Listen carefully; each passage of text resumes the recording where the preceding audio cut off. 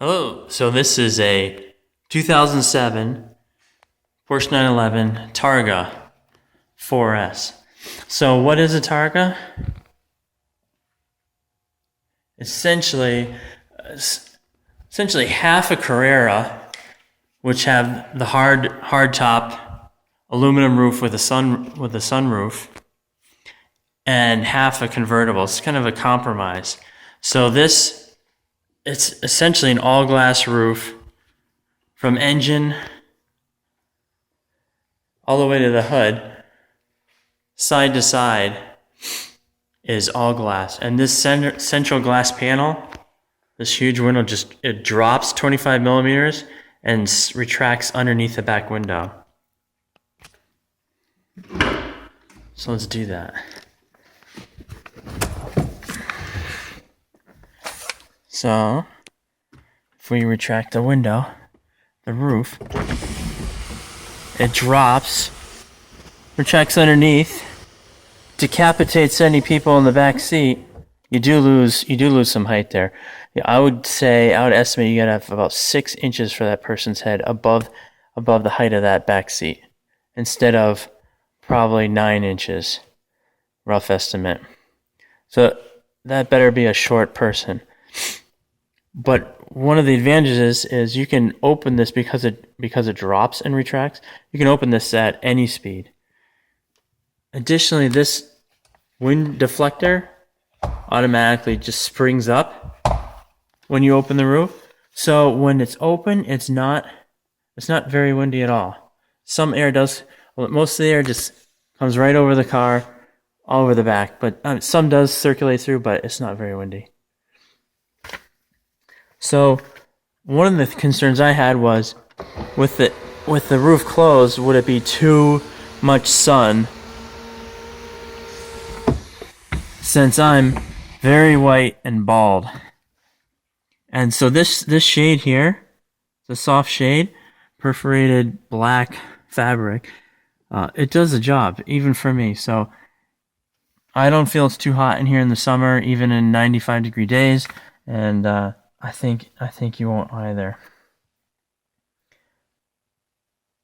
So that's essentially the roof. I want to show you one other aspect of the Targa, which is this.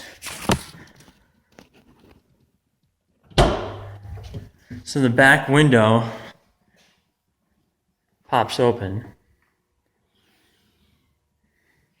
which makes it easier to access this hat shelf if you're throwing something in the back seat or the back hat shelf. I've used it. It's kind of cool, and it closes by itself. It'll grab this latch and close by itself. Hold on. So once you crack it open, it'll grab this latch and pull it down by itself. So one other thing about the Targa, so that's essentially the Targa. One thing that I should show you is more of the view. So it's a much better view, much more wide open view. I'm essentially looking sideways here. If you're in the city or in the mountains, you really have the roof all open, so you can see side to side, and even looking backwards, looking behind the passenger's head. I mean, you really have everything wide open. So if you're in the mountains or the city, you really do get a heck of a view, especially with the windows down. It feels open.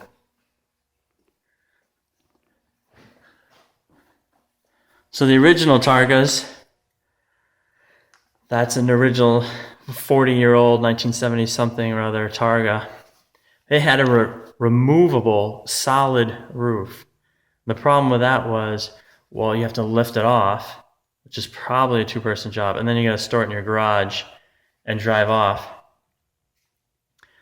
And it did have a slightly different shape. You can see how the roof line is essentially flat. So that's why they went to the 993, 996, and 997, this is a 997 generation Porsche, have the same profile as the Carreras. And that's because of that's one of the two things fixed with this dropping and retracting roof. You don't have to store it away in your garage, and you can have the same profile as the Targa. As the Carrera.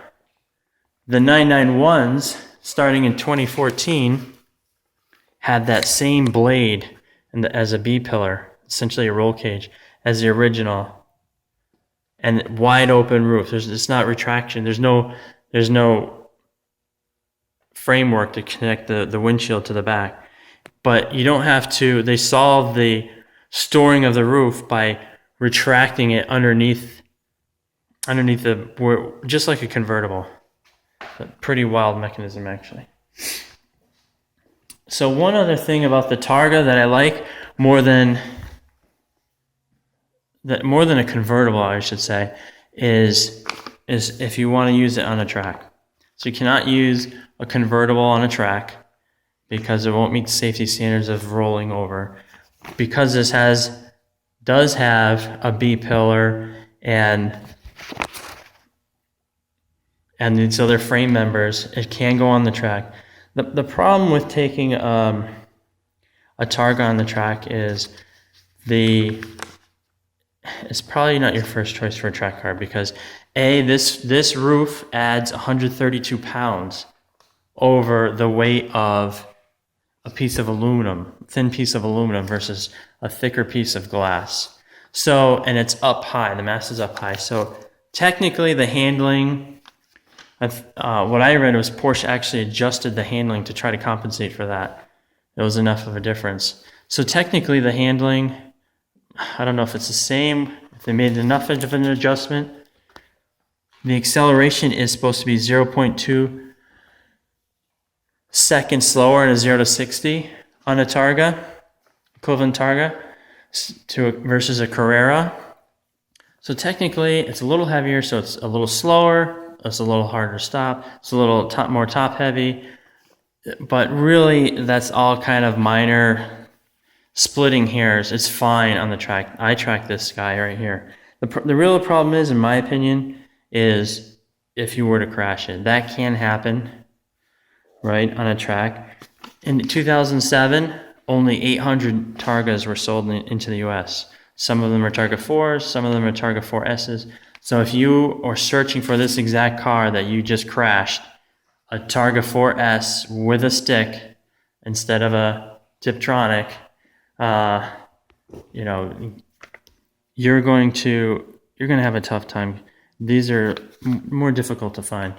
So you can track them. I do track this one, but